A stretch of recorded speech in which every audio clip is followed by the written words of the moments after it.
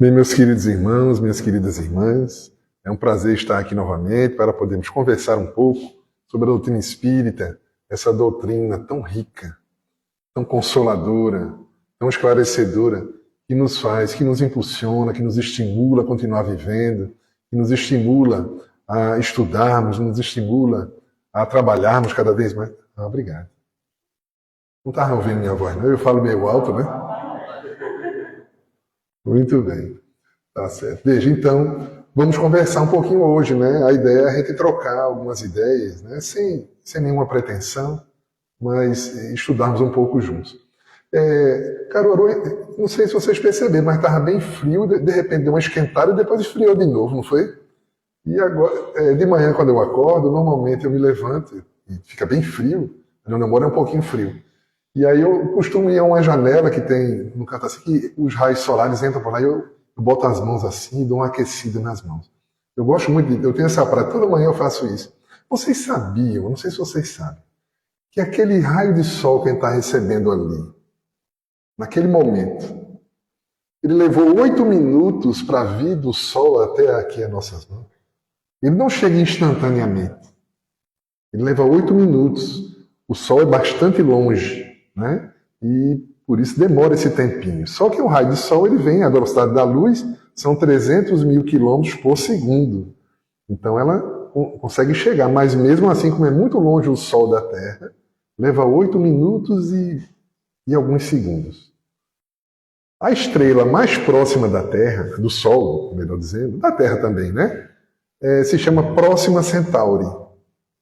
É a mais próxima, é o Sol, a estrela mais próxima da gente. Um raio de luz que Próxima Centauri emite, ela leva 4 anos e alguns meses para chegar aqui na Terra. Ela não é uma estrela que não é visível ao olho nu, dá para ver somente com telescópio, né? Mas ela leva 4 anos e é a mais próxima que nós temos de nós. E por que eu estou falando isso? Porque existem outras estrelas que estão tão distantes, a distância é tão gigantesca, que a luz dela, quando chega aqui para a gente ver, que a gente olha lá, né, olha no céu à noite e vê aquelas estrelas, algumas dessas estrelas nem existem mais. Porque elas estão tão distantes que o raio que ela está emitindo chegou para nós, mas demorou tanto para chegar que ela já nem existe mais. Então, a gente pode perfeitamente dizer que quando a gente olha para o céu à noite, a gente está vendo muito do passado. Que todas aquelas luzes que estão chegando para nós foram emitidas há muito tempo atrás. Umas mais, outras menos. E isso tem gerado, isso é muito interessante, né? Lógico que não precisa se aprofundar nisso, mas por que eu estou falando isso? Porque atualmente a gente se desenvolveu bastante e enviamos, né, nós seres humanos, um telescópio chamado James Webb, que está no espaço, né, na órbita da Terra, e é uma lente muito poderosa e consegue enxergar muito longe. A lente é muito poderosa. E recentemente, ele tem feito várias observações que têm deixado os cientistas de boca aberta. Porque muito daquilo que eles imaginavam que era uma verdade, o James Webb está mostrando que a coisa é muito diferente. Então, vou falar apenas de uma descoberta que ele fez. Ele, quando focou para muito longe, né? Porque eu não sei se vocês sabem, o nosso planeta, ele tem já 4,5 bilhões de anos de idade, mais ou menos isso. Mais ou menos isso, né? Ou é 4 ou é 6, mas assim, são bilhões de anos, tá? E o universo tem muito mais tempo que isso. E aí sempre os cientistas imaginavam que, todo mundo já ouviu falar do Big Bang, né? Aquele que quando começou tudo, né? Quando houve uma grande explosão e começaram a surgir as galáxias, as estrelas, os planetas. Mas tudo teve ali início naquela grande explosão. Então eles imaginavam que quanto mais perto desse evento do Big Bang, não teria uma galáxia totalmente formada, porque leva tempo para ela se formar, não é? Uma galáxia, a nossa galáxia, a Via Láctea, tem bilhões de estrelas. Uma coisa assim que a gente não consegue nem contar direito, né? Porque 1 bilhão tem 100... É muita coisa, 1 milhão de milhões, é uma coisa muito grande, 1.000 milhões. É muita coisa, eu não sei nem contar isso. Trilhão, então, nem aí que a gente fica tudo confuso. Mas isso não importa. O que é interessante é que quando James Webb observou para muito longe, ele encontrou a mais ou menos 200 milhões de anos depois do Big Bang, encontrou algumas galáxias já totalmente formadas. E não fazia sentido, ninguém, os cientistas não, nem sequer ficaram assim, muito admirados, que não era para ter galáxia nenhuma ali. E semana passada, ele foi mais além e encontrou 3 objetos que estão em estudo para identificar o que é, há 100 milhões de anos do Big Bang, da ocorrência do Big Bang. O que mostra para a gente que a gente sabe muito pouco, né? E que o universo é muito maior do que a gente imagina. E que, para além de tudo isso, tem Deus. E aí o interessante é que muitos cientistas ficam... Aquilo quebra, mexe com orgulho. Eu não sei também se vocês sabem. Vocês lembram das aulas de química que a gente estudava? Não tinha tabela periódica? Lembram disso? Quem já decorou tabela periódica para fazer vestibular, essas coisas? Sabe, as mais novas estão estudando para o Enem, deve saber, né? Ah, meu Deus do céu, é um sofrimento. Vocês sabem, porque ali aparentemente tem todos os elementos materiais, né, que existem, né, no planeta Terra e no universo. Mas os cientistas já comprovaram já há um bom tempo que aqueles elementos todos materiais ali representam no universo 4% do que existe. 96% eles não sabem o que é, porque eles chamam de matéria escura e energia escura, mas ninguém sabe o que é matéria escura e energia escura. O que mostra, inclusive nós, porque algum espírito apressado poderá dizer, não, a matéria escura e a energia escura é o mundo espiritual. Ninguém sabe se é isso, não. Não tem comprovação. O mundo espiritual pode ser uma coisa além dessa matéria escura e além da energia escura. O que mostra que o universo é muito maior do que a gente imagina. E já existem alguns elementos que falam da existência de outros universos. Aí é que a gente começa a pirar mesmo, né? Então é tudo muito grande. Mas por que eu estou falando isso? Não é para a gente não é cientista, não somos astrônomos, não somos físicos. Mas o que a gente quer falar é que muitos de nós temos dificuldade de aceitar o quão pequeno nós somos.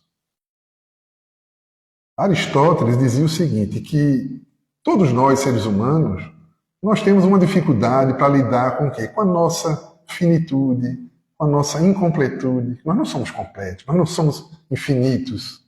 Não é? A gente tem uma série de limitações. E isso, especialmente para quem é orgulhoso, isso mexe, isso incomoda, isso revolta, isso desanima. Porque, querendo ou não, nós queríamos ter o poder divino, nós queríamos ter a completude divina, queríamos ter a infinitude divina. Nós queríamos ser como Deus, que todos aceitassem a nossa vontade, que todos fizessem as coisas do jeito que a gente quer. E a gente se aborrece. Ou não, em casa, a gente não se aborrece porque não faz as coisas do jeito que a gente quer? O que vocês acham? Eu vou beber água, vocês vão pensando e me dizem.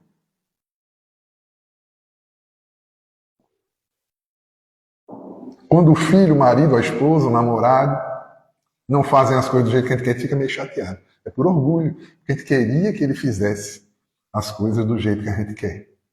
Atendesse à nossa vontade. Isso é o orgulho. O orgulho, ele nos faz ter essa miragem, essa ilusão de que nós somos melhores do que os outros e na minha avaliação, merece a gente refletir, isso nos conduz ao egoísmo. Porque se eu me acho melhor do que os outros, é natural que eu queira o melhor para mim, mais para mim, né? Começa a fazer sentido, farinha pouca, meu pirão primeiro, né? Porque se eu sou o melhor, não é? O orgulho nos leva a essa ilusão. Mas Aristóteles tinha uma conclusão muito interessante. Apesar da gente ter, né, esse problema com essa falta de completude, por não termos essa infinitude que gostaríamos de ter, e muitas vezes ficamos chateados e brigamos e lutamos e sofremos na busca de uma coisa que é inalcançável. Nós nunca vamos conseguir ser como Deus. E isso magoa e fere o orgulho. Mas ele diz, Aristóteles, que tem uma maneira de fazer isso. Da gente conseguir a infinitude e a completude. No outro. É porque o outro me completa e eu completo o outro. E se nós... É muito interessante essa visão dele. Porque nós somos convidados a isso.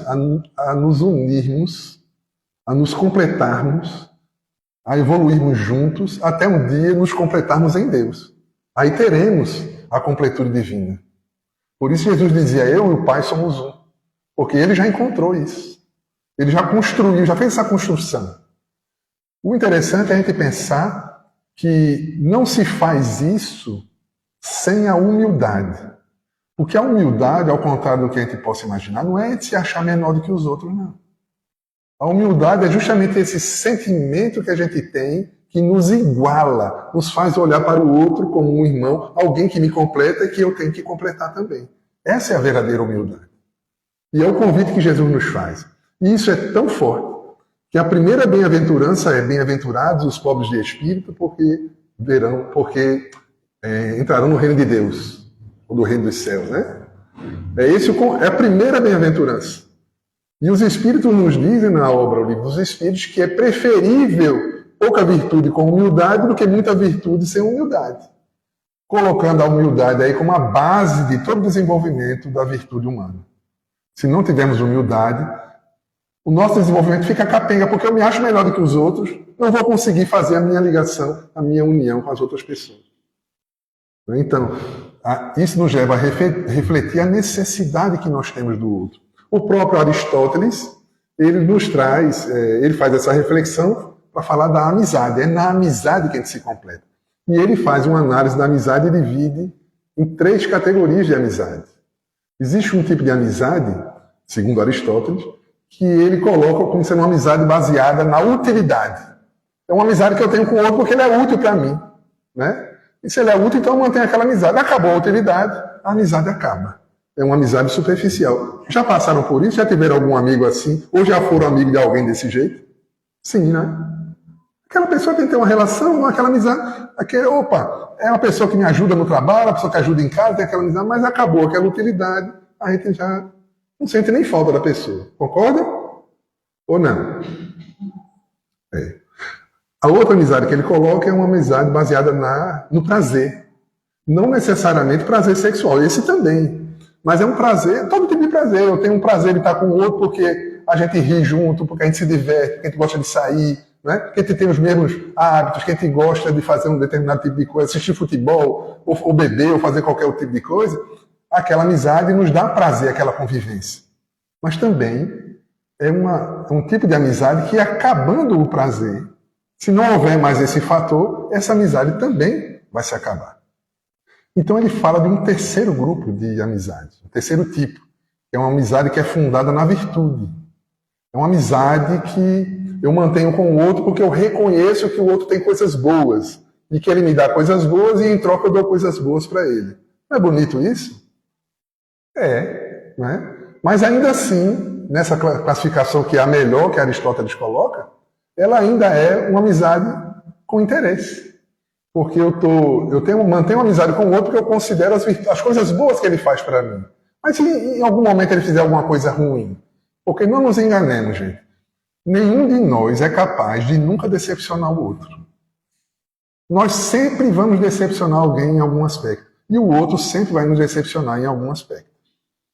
Começa a família, começa pela família. É o marido, é a esposa, né? É o filho, são os pais. Sempre vai ter alguma coisa que eles vão fazer que em algum momento vai ser desagradável para nós. Ainda que ele não tenha a má intenção de nos ferir, mas ele tem um dia que não está bem. Ele tem um dia que ele vai colocar para fora os seus defeitos. Né? Tem dia que alguma coisa acende algo que não está boa nele, e aquilo vem à tona e nos causa uma decepção. Daí a importância da gente não gerar grandes expectativas, imaginando que o outro, principalmente assim, namoro, casamento, a gente não idolatrar e não imaginar que o outro é uma criatura perfeita, porque ninguém é. E esse tipo de expectativa só nos faz sofrer. A gente tem que estar preparado para, em algum momento, a gente lidar com a fraqueza do outro. Então, a verdadeira amizade, do ponto de vista cristão, porque Jesus já nos traz uma coisa diferente, que vai além dessa amizade focada na virtude. Porque Jesus já nos dizia, amar os que nos amam, até os publicanos, os fariseus fazem isso.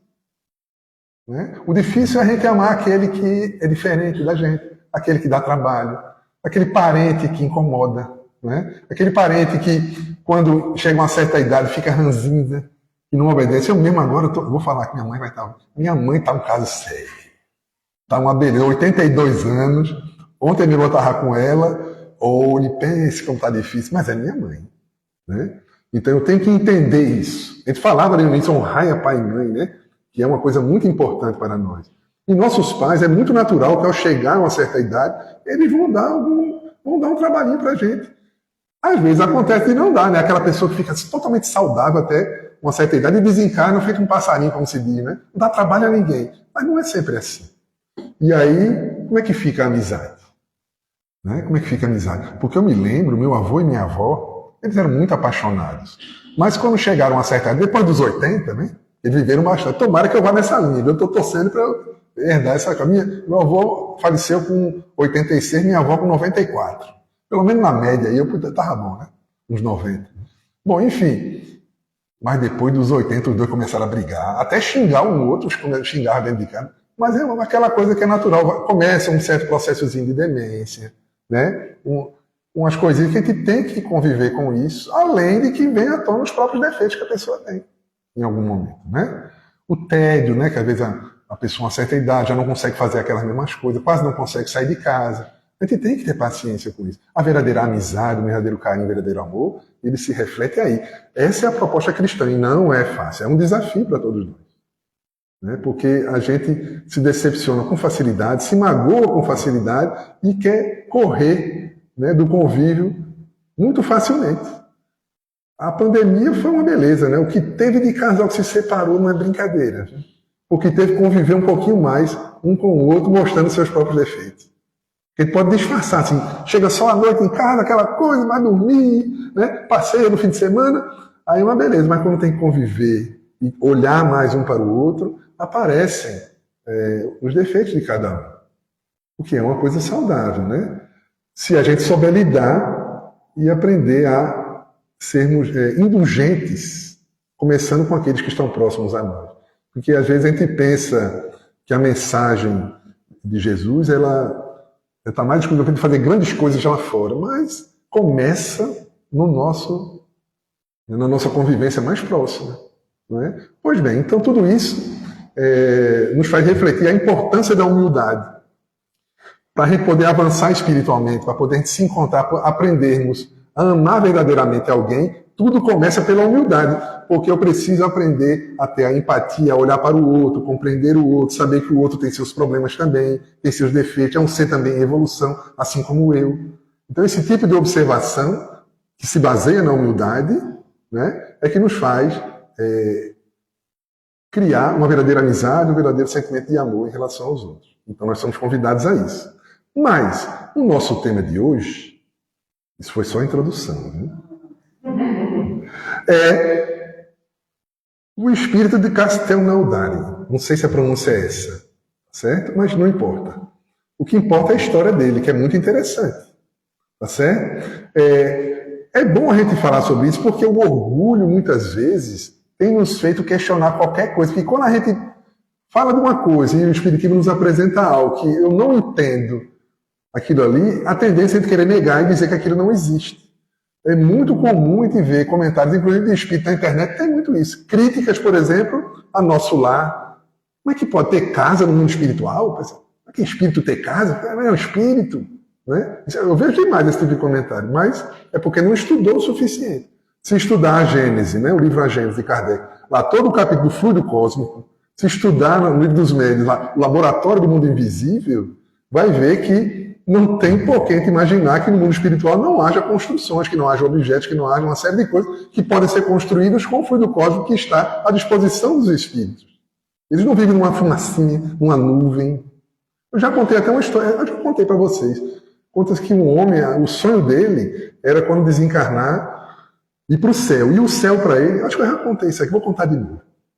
E ele imaginava que o céu para ele era ficar deitado numa nuvem.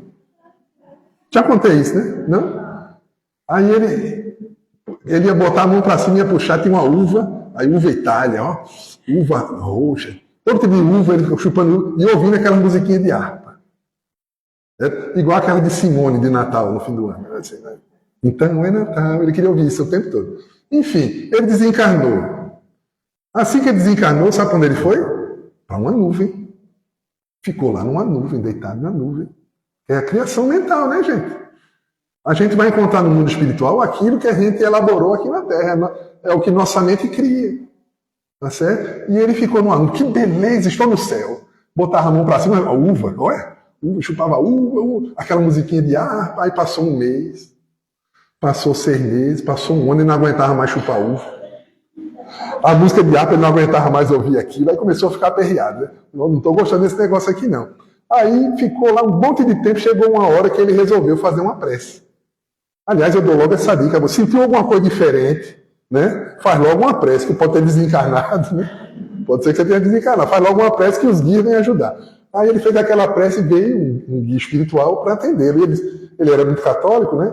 Ele disse, Deus mandou um anjo para me socorrer. Oh, que bênção, um anjo do Senhor. Aí o espírito se prontificou, né? O que ele precisava. Ele disse, olha, faça o seguinte... aqui o céu não está aumentando, eu quero ir para o inferno. Aí o espírito muito paciente diz, meu irmão, e você acha que está onde? Aquele era o inferno particular dele. O inferno egoísta. Ele só pensava nele. Ele queria um lugar que não tivesse ninguém para aperrear ele. Então ele encontrou isso, era um céu do egoísta. Mas na verdade era um inferno. A solidão, a tristeza. E nós teremos no mundo espiritual uma situação proporcional a tudo aquilo que a gente viveu, com as provas, as penas proporcionais às nossas necessidades de recuperação. Ele precisou passar por aquilo para perceber que aquilo não era bom, até se cansar e pedir ajuda para poder sair daquilo. Pois bem, esse espírito aqui que ficava lá numa casinha perto de Castelnaudary, não sei se é essa a pronúncia, e aí o que acontece? A casa era conhecida como mal assombrada. Um homem morou lá, tinha um monte de fenômenos, de efeitos físicos que aconteciam lá. Aliás, nós espíritas já sabemos que os fenômenos de efeitos físicos não têm nada de miraculosos, de sobrenaturais, não. São fenômenos perfeitamente naturais. Os espíritos conseguem, de alguma forma, combinar fluidos, né, que estão ali à disposição dele no mundo espiritual, combina com os fluidos de algum médium, de alguma pessoa que está por ali, e consegue produzir determinados fenômenos físicos. E assim acontecia lá naquela casa. O homem morava lá, acontecia todo tipo de barulho, as coisas caíam, tinha um monte de coisa assim, assustava todo mundo. Esse homem chegou a desencarnar, isso foi em 1848. E o filho dele resolveu ir morar na casa. Primeiro dia que ele entrou na casa, a casa estava vazia, que ele entrou num determinado cômodo, ele se distraiu assim um pouquinho, esse espírito veio e deu uma tapa nele, aquela que é bem cheia de mão cheia na cara dele assim. Veja, não é, os espíritos nos explicam, né? É a combinação dos fluidos, não é a mão do espírito que está batendo no rosto dele, tá? Existe uma combinação de fluidos ali que ele consegue, em situações especiais, produzir um tipo de fenômeno desse, tá? E aí o homem ficou assustadíssimo, saiu da casa, né? E ninguém queria ficar naquela casa. Fizeram exorcismo lá, chamaram o padre para fazer, mas nada dava jeito. Até que um dia, Kardec, eu não sei se bem Kardec, mas ali a equipe que trabalhava e tinha contato com o Espírito São Luís, fizeram lá um tipo de atendimento, evocaram um espírito, esse mesmo espírito. E assim que ele chegou, ele era muito violento, ele não conseguiu se comunicar.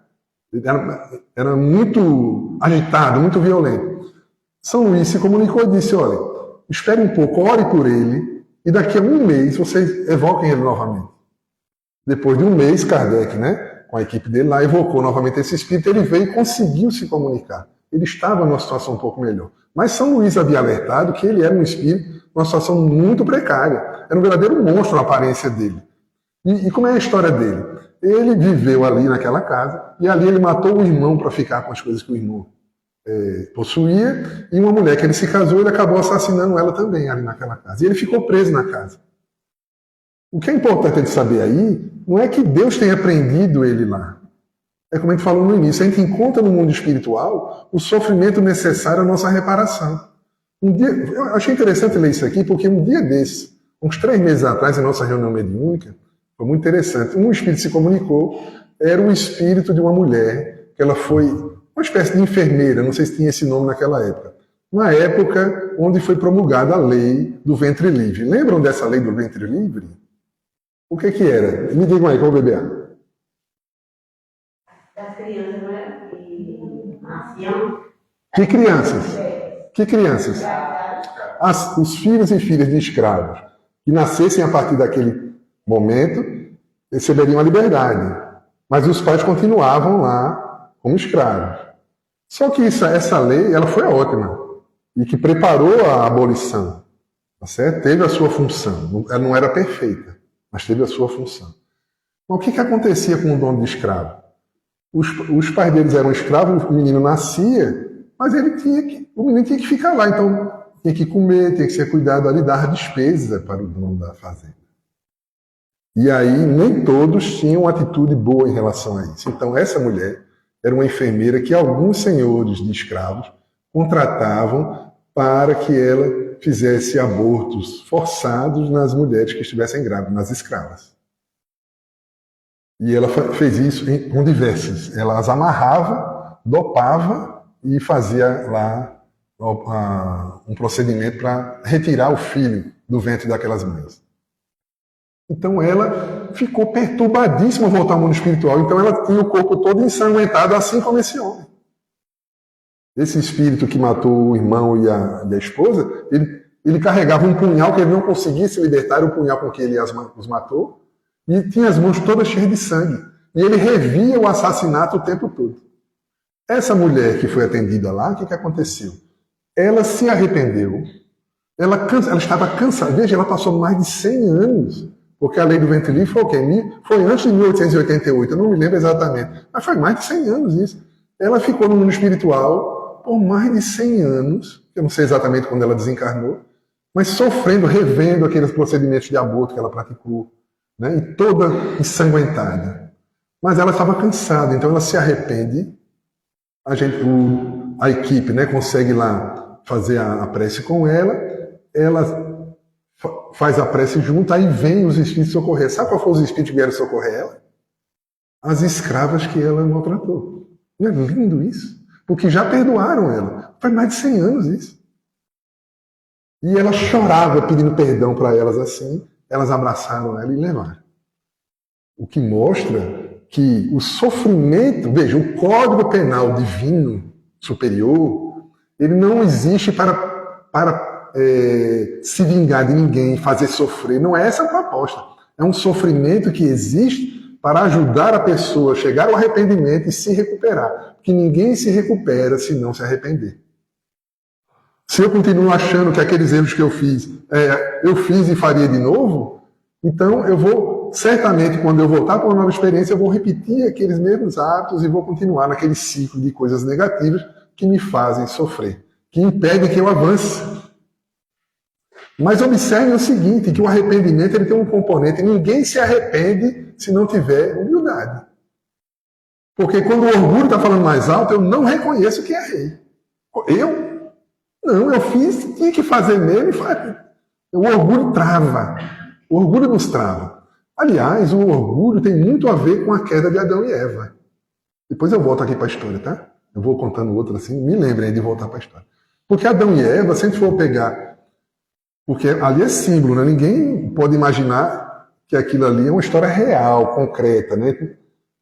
Que aconteceu exatamente daquele jeito. É simbólica, mas é muito profunda e bonita. Então tem várias formas de olhar ela. Kardec faz uma análise do ponto de vista da sociologia interplanetária, né? Da vinda dos espíritos de Capela, as raças adâmicas, tudo bem. Mas do ponto de vista do comportamento, do desenvolvimento do espírito, a gente pode fazer outras análises.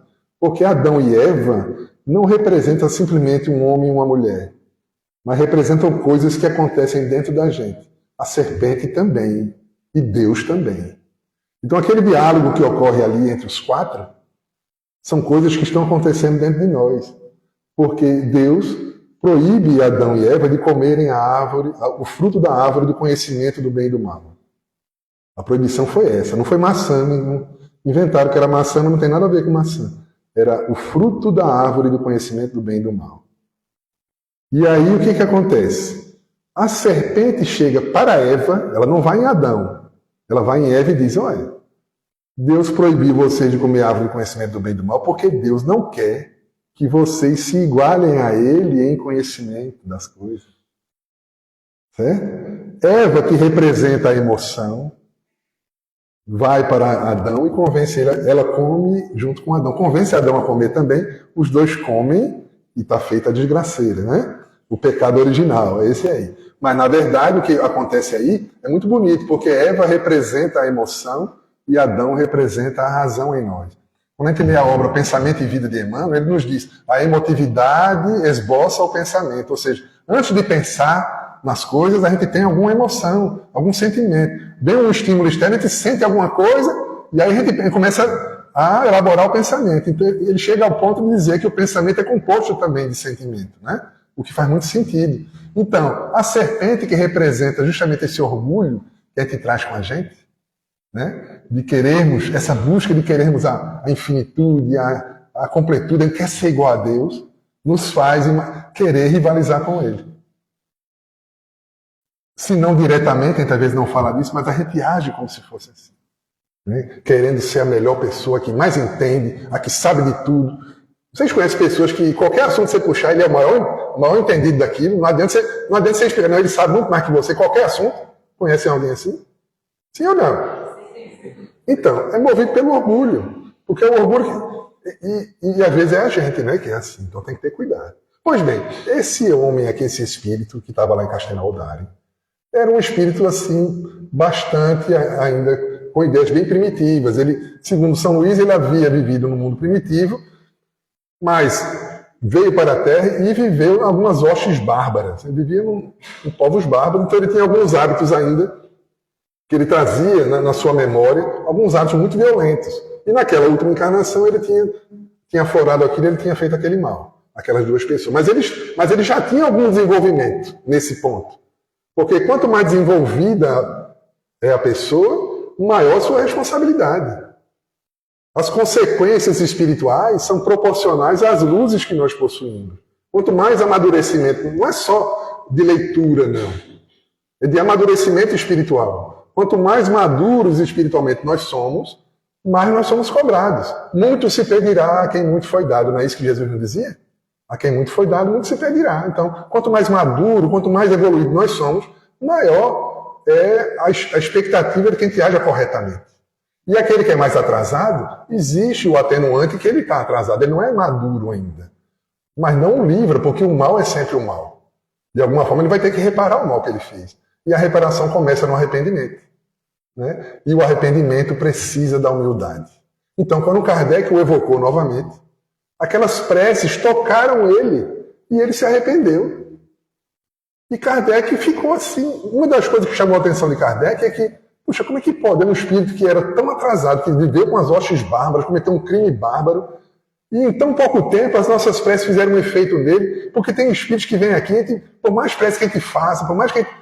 Aí, sabe o que São Luís responde? É porque esses outros estão envolvidos pelo orgulho. O orgulho não permite que eles se arrependam.